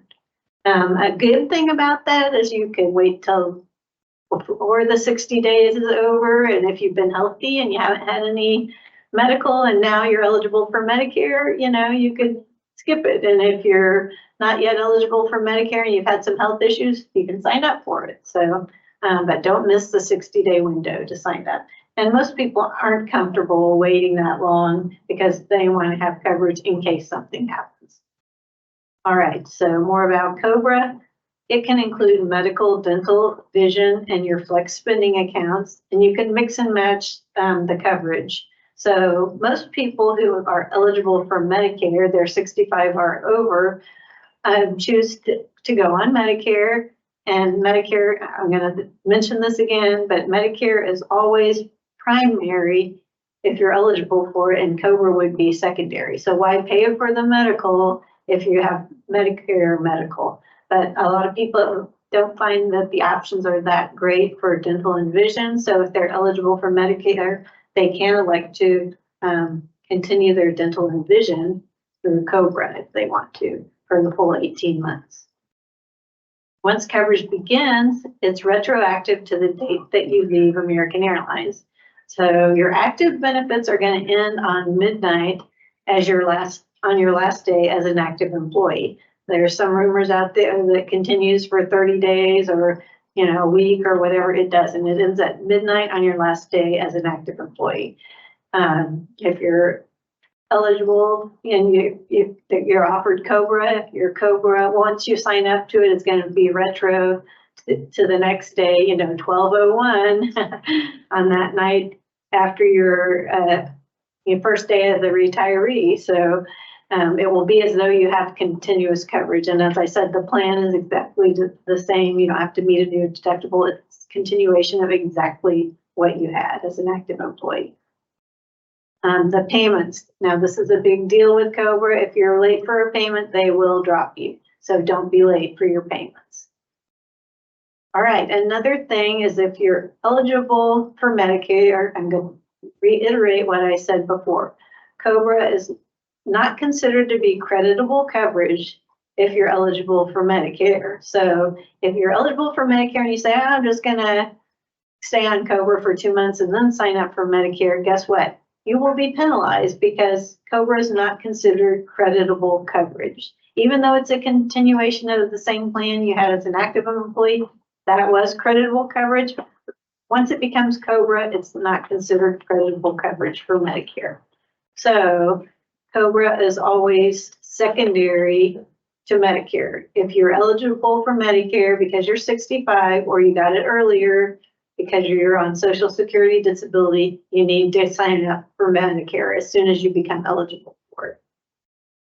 All right, now we're going to talk about the retiree medical insurance. So you must be between 55 and 65 at the time of your retirement and eligible for the 65-point plan. So it is linked to 65-point plan eligibility. But if you're eligible for the 65-point plan, and you're under 55, you're not eligible for the retiree medical insurance. So you gotta have both of these components again. The participant pays the full cost for this coverage and the price is uncapped. It actually doubled in 2015. It's very unstable. That's why a lot of people don't choose it when they're on a fixed income in retirement. So it's great coverage. Look, it's got, the old standard medical plan. If you're a legacy AA person, what, $550 deductible, $1,000 out of pocket max. It looks great, Sign me up. Yeah, sign me up. But yikes, per person per month, $2,098 a month. So yikes. It went down a little bit from last year, maybe $70, but it's still pretty expensive. Spending $2,000 a month on insurance. I don't know about you guys, but I don't think I could afford that. So now that you've seen those costs and our emotional support goat has fainted, what are some other alternatives? Well, we have the Affordable Care Act, as we mentioned before, and you go to www.healthcare.gov. You could be eligible for tax credits if your income is low enough in retirement. AA contracts with a company called VIA Benefits, and if you're over 65, guess what? They can help you find Medicare plans if you need, information about which Medicare plans would be best for you. There is a resource. If you're not yet eligible for Medicare, they can also help you find plans on the Affordable Care Act. So it's a good resource to have via benefits, and they are in our retirement packet. So you don't have to write down the number unless you want to. Okay, now Medicare. So one thing to keep in mind, and we get this question a lot, employees and spouses who are over 65 and continue to work and remain on AA insurance. So every month we get people saying, hey, I'm turning 65 in 3 months. Do I have to sign up for Medicare? And the answer is no, you do not, as long as you've got your AA medical coverage, because as I mentioned before, your AA coverage while you're active is considered creditable coverage as an alternative to Medicare. I might also point out that the AA coverage is almost always cheaper than classic Medicare. almost, it's getting close now. But Yeah. so, and some people are opting to go on Medicare, but it is, yeah, generally speaking, people find it to be a richer benefit than Medicare, particularly if you take a lot of prescription drugs. That's where you really get zinged with the Medicare, unfortunately. They're working on it, but it hasn't totally been improved to the extent that it needs to be. So Medicare is comprised of Part A, which is your hospitalization coverage, Part B, which is your regular doctor's visits and labs, and Part D, which is your drug coverage. D is for drugs, your prescription drug coverage. Part A for most people is free if you've been working for, I don't know, 10 years or more and you turn 65, you could sign up for Part A because there's no cost associated with it. And a lot of people do go ahead and sign up for Part A and then defer signing up for Part D and Part B until they actually retire. The only downside to signing up for Part A, if you're still working, is if you are on the high deductible plan with the company. Core plan, it's called, and it has like a $6,000 deductible or something like that. That plan has an account linked to it, which is called an HSA, Health Savings Account. It's not an FSA, which is the flexible spending account. It's not a HRA, which is the health reimbursement account. So we have lots of different plans that have accounts linked to them. The only plan that would be affected if you sign up for Part A is the core plan with the HSA, because the law says that if you have an HSA and you're already signed up for Medicare, you're not allowed to contribute to that HSA. So you don't want to, prevent yourself from having the benefit of contributing to your health savings account, because you can take that with you into retirement and use that money for your Medicare costs when you retire. So if you have the core plan, you don't want to sign up for Medicare Part A. If you have any other plan, you can sign up for Medicare Part A with no worries. All right, so there are late enrollment fees. So if you sign up for Medicare and you wait, like you retire, if you retire and don't sign up for Medicare within a 60-day period, you will be subject to late enrollment fees. So you don't want to do that. Now, how does Medicare know if you're working after age 65 not to charge you those fees if you've had creditable coverage from the company? There's a form for that, and it's called the Medicare Employment Verification Form, otherwise known as the CMSL 564. And here's what it looks like. So if you're over 65 when you retire, you've had insurance through the company and you're signing up for Medicare, you need to send in this form to the company about 60 days prior to your retirement. And you fill out the top part, it's really easy. The best way to get it to the company is faxing it to them. We're trying to come up with some better options, but that right now is the best way. So you fax it to the company, they fill out the bottom saying, hey, yeah, this person's had coverage from us since they turned 65.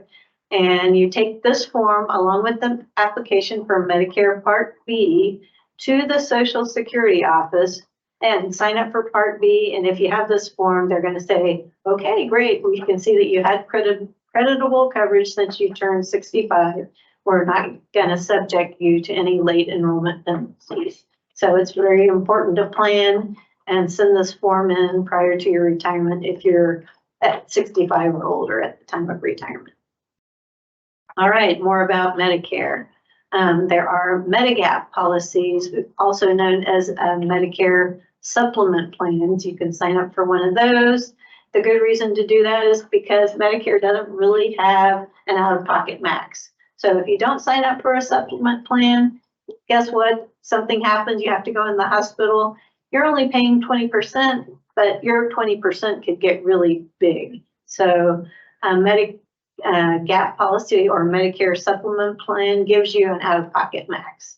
So you want to sign up for one of them or a Medicare Advantage plan, which we'll talk about in a minute. There are 10 different Medigap plans available.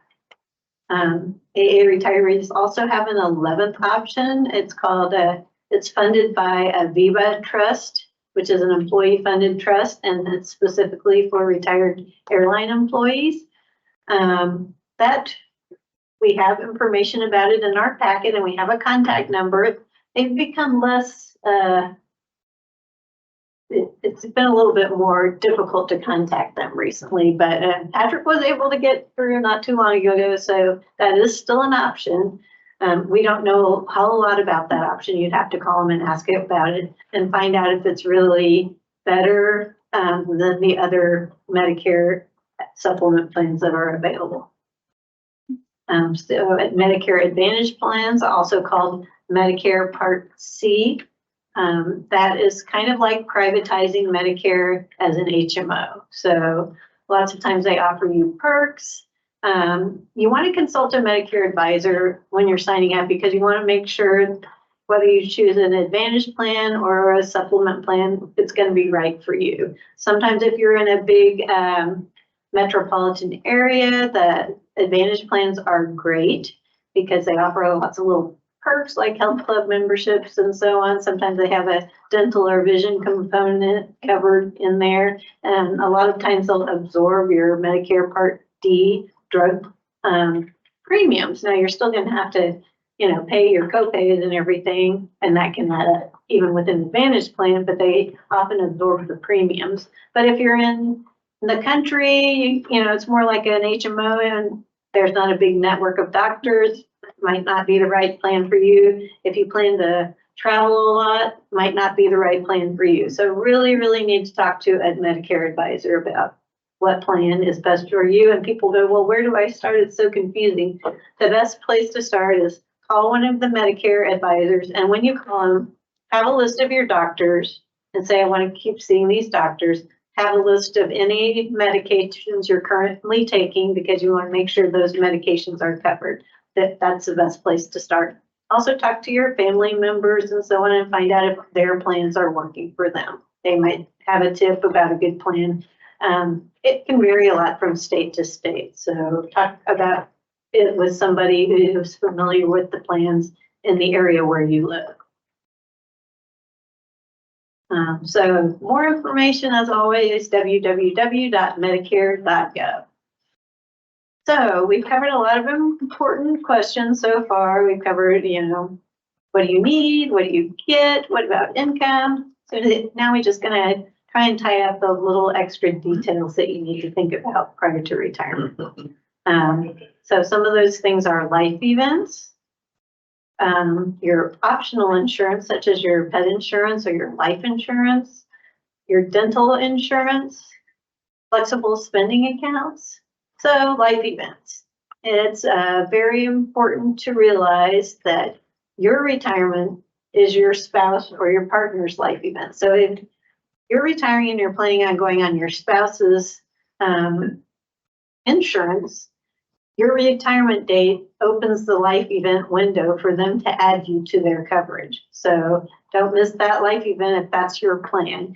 Usually you can't sign up prior to that life event because most life events sort of need a triggering event, and your retirement will be that event.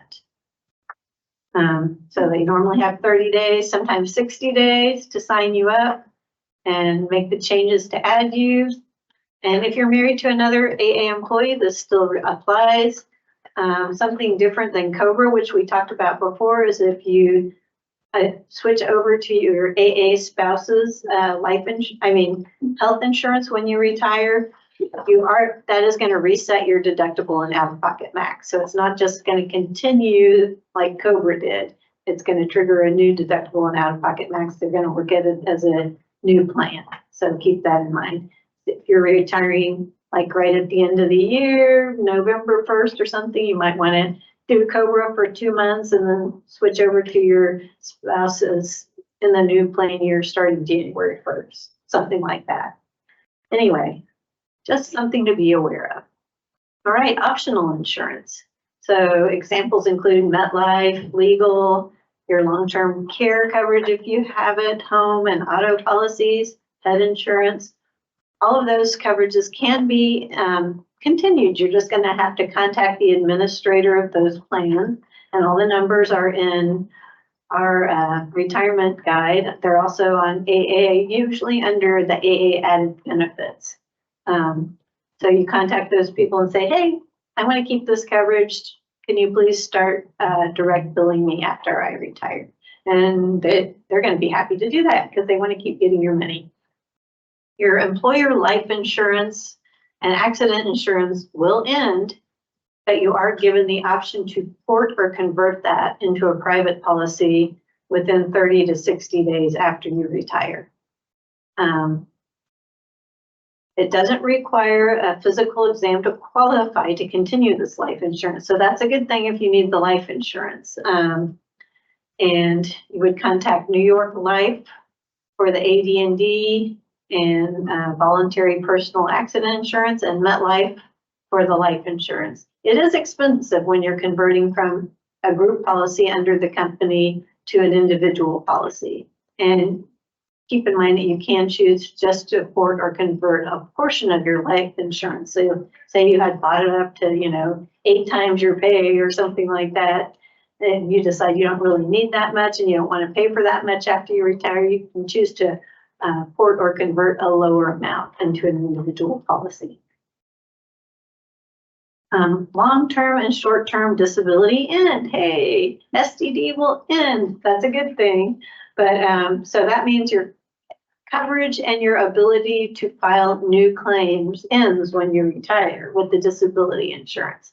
However, if you have a claim that's being paid and you're still disabled, they're going to have to keep paying you per the requirements of the plan. So if you file a claim before you retired and you're still getting paid for that disability, they're going to have to pay that claim out as long as you remain disabled per the provisions of the plan. So while your coverage is going to end, if you're receiving benefits, those benefits won't necessarily end when you retire.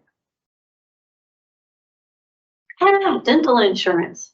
So this is getting better, but it's still kind of a challenge for people to find good dental care after they retire. AA will offer you retiree dental insurance. It's zip code rated. It's a high dollar product every month and not that great of a benefit. We're going to be pressuring them to come up with some better plans for our retirees, but they haven't done that yet. A lot of people, and don't get confused because they're going to offer you this and they're going to offer you Cobra Dental. Most people do elect the Cobra Dental and keep their dental insurance as long as they can via Cobra. It's not the same as the retiree dental insurance. So other options once the Cobra has been exhausted are the AA credit union has a dental a dental club through Benefit Services of America. It's not really insurance. It's a network of doctors that will offer you a discount if you're a member of that club. Costco has something similar that a lot of people sign up for. And now more of the people that sell you the Advantage plans and the supplement plans do have some other options for dental coverage. So when you're looking into those Medicare plans, ask about dental options at that time as well. Dental schools, another option. You can be a guinea pig, and a lot of people have got good care that way. You just have to be willing to have a student work on you. However, they are supervised by a professional qualified dentist. So Medicare supplements, as I mentioned, are starting to have more options, dental riders and so on. So definitely ask about that if you're eligible for Medicare. Okay, flexible spending. So this is the one time you can really take advantage of your flexible spending, that depending on when in the year you retire, but you elect a certain amount to deposit in your flexible spending account. And after January 1st, you can use that whole amount on the first day of the year. And if you were going to keep working the whole rest of the year, you would make deposits every month until that amount was put into your flexible spending account. If you use the whole amount in January and then retire on March 1st, guess what? You've only made 3 deposits and you don't have to come back and pay for all the rest. The company has to eat that. So that's one of the few times on the flex spending account that you know, you use it and they lose it, they have to eat it and cover it. So keep that in mind. It may be a factor in planning your retirement date. It may not, but it's a good thing to know. All right, now it's your turn to decide. Are you ready to retire? You know, there's a lot of moving pieces to this, but you have flight attendants. There's nothing here that you can't do. What else do you need to do before you leave? Well, let's start a list. If you go to page 37 of the Good Slide handout, you're going to find a starter list. Well, how do you follow a list? You know how many times have you been to QC? One task, step at a time, in order, just like the planned emergency checklist. Think of it as sort of a planned departure checklist, and it will work wonders. And then, how many times have you retired? I have 0. Most of us have 0. So don't be afraid to ask questions. The best place to start asking questions is at APFA. You know, you got a checklist. Don't be afraid to ask questions. Now what? Now what? You're prepared. You got this. Let's go. You're ready. Good slide. Questions? All right. My HRA account is dormant as I don't have health insurance through AA. Will this amount be available to me when I retire? Probably not. If it's an HRA, Well, there's a couple of different, there's the HSA, which you take with you, that's yours. There's the FSA, which you can't take unless, so unless you Cobra it, unless you that would Cobra be it. silly. And the HRA, The HRA is the health reimbursement account, and that account is meant for you to use it when you're active, basically. Yeah. But the RHRA, there's one plan called the Plus Plan, and it has 2 accounts associated with it. If you do certain things like go to your doctor's visits and everything, you get money deposited in an HRA, and you can use that while you're still active. You also get money deposited into an RHRA, and that's saved for you to use after you retire. So, and it's not really money, that's like credit to be reimbursed. And on both of those accounts, it's not like a cash account. The HSA, which is the one associated with the Plus Plan, that's the only one that you have to worry about with Medicare, you know, I mean, with Social, is it Medicare? Medicare, yeah. So, but in this particular question, if you have an HRA, I think you can't use it unless you are in that account that has the HRA, you know. So if it's worth it to switch to the Plus Plan your last year and use up all that money and then retire, you could do something like that, you know. it's one of the things that's confusing about that is an HRA and an RHRA are very, very similar. That first R, the retirement one, that tells you can take it with you to retirement. The HRA you can't, unless, like an FSA, you do the Cobra thing. But you want to talk to someone about it before you do that because it gets weird. Can I purchase health insurance through AA if I retire? Absolutely. Don't do it, but absolutely. Remember that $2,000 a month thing that we were talking about? American Airlines will be glad to sell you that between the ages of 55 and 65. So the answer is yes, you can if you're between 55 and 65 and eligible for the 65 point plan. You can purchase that really expensive health insurance through AA. Otherwise not. You're kind of SOL. Retiring medical insurance cost for 55, 65.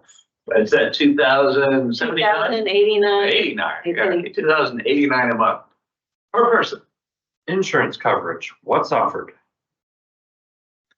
Okay. Okay, so we have Cobra. That's what most people take if they're not eligible for Medicare and they don't have a spouse's insurance to go on. We have Medicare.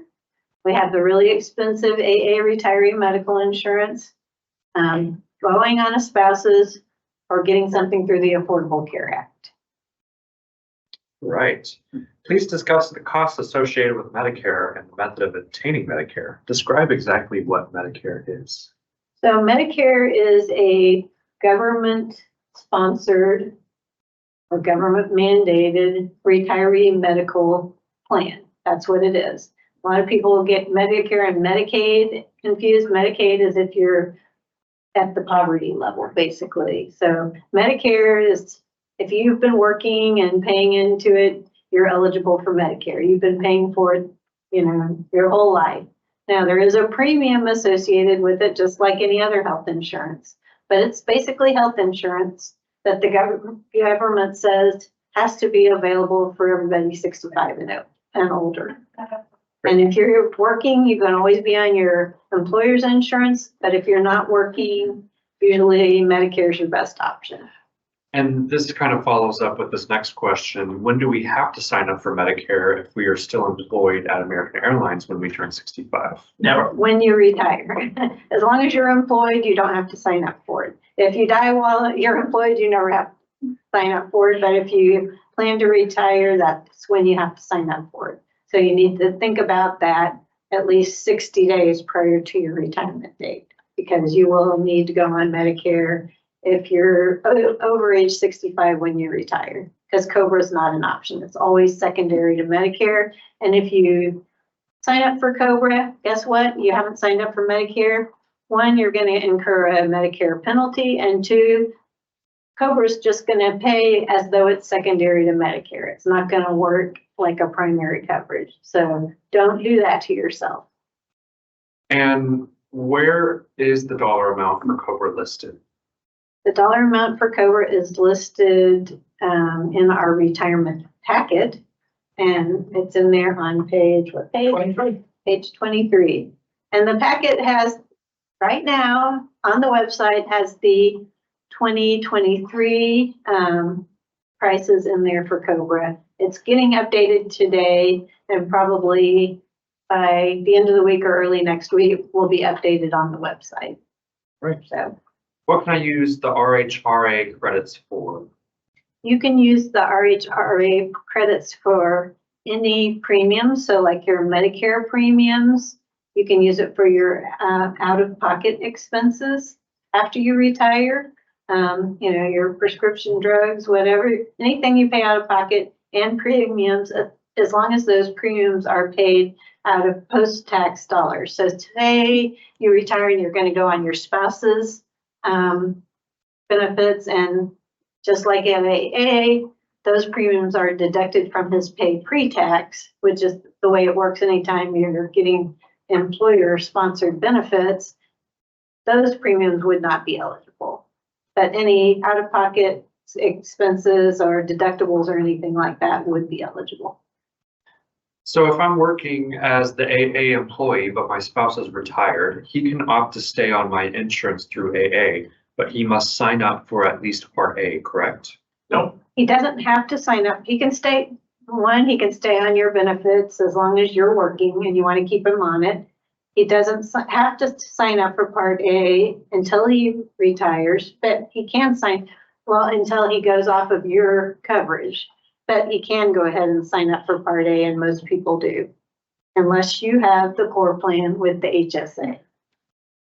Speaking of HSA, is that taxed when you take it with you when you retire? No, it's only taxed if you use the money for something you weren't supposed to do. So say you go ahead and you buy one of those new electric bikes and you pay for it out of your HSA, it's going to be taxed. Can I cancel COBRA at any time after signing up until I turn 65 and sign up for Medicare? Or does COBRA last a whole year once I sign up? You can cancel it at any time. Just don't make the payment. They'll cancel it for you. Don't make the payment, or just call them and say, hey, I'm starting Medicare next month. I'd like to drop my COBRA medical, but I'd like to keep my dental and vision until it runs out, So yes, you can change that anytime. Does being Medicare eligible 65 make you ineligible for an HSA while still working and enrolled in a company medical plan? No, as long as you haven't signed up for Part A. Being signed up for Part A does make you ineligible to contribute to an HSA, which is only linked to the core plan. All right. Well, that is the last of our questions. These are all really good questions. Very great questions. And great group on today. Thank you for joining us today and discussing retirement with us. I know it's a lot of information. Like Patrick said, you only do it once, so that's why we have this resource to make sure that you get your questions answered. Feel free to reach out to the retirement department. How can they reach you? They can reach out to me at retirement@apfa.org. And you guys, for years and years, I've always had the same extension, but guess what? The computer program made me change my extension. So a lot of you may have 8490 as my extension. That's wrong. And we're updating it on the website as we speak, but the new extension for retirement is extension 8029. 8029. So if Great. you call APFA, go through the menu, put in 8029, or email me at retirement@apfa.org. All right. Any parting thoughts? No, just thanks, everybody. We appreciate the questions and call us if you need anything. And thank you to Josh for always being an amazing moderator and making all the tech work. That goes without saying. Thanks, Happy Josh. to run it. And thank you once again for being on. Fly safe. And don't forget to vote for your national officer elections. That's important.